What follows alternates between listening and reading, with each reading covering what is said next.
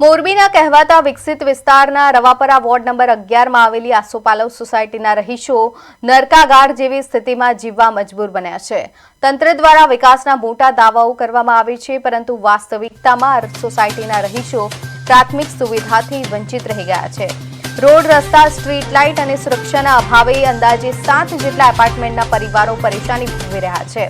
સ્થાનિક રહીશોનો આક્ષેપ છે કે સોસાયટીના મુખ્ય માર્ગો પર મોટા પાયે દબાણ અને ઝૂંપડપટ્ટીઓ ઊભી થઈ ગઈ છે અને આ ઝૂંપડપટ્ટીમાં રહેતા કેટલાક અસામાજિક તત્વો અને હિન્દી ભાષી શ્રમિકો જાહેરમાં દારૂ પીને બેફામ વાણીવિલાસ કરતા હોવાથી મહિલાઓની સુરક્ષા જોખમાય છે।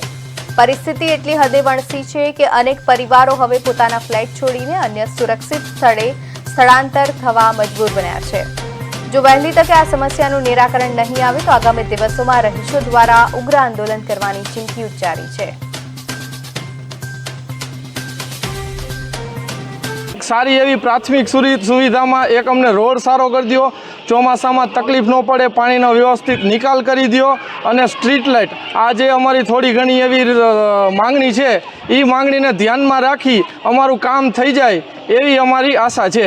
ભાડું એ લોકો જે લેતા હોય એને આવક છે, અમને લોકોને કાંઈ આવક નથી। અમને અમારો ડર, જીવનો ડર છે કે શાંતિથી ઘરે આવી જઈ શકીએ બાળકોને લઈને।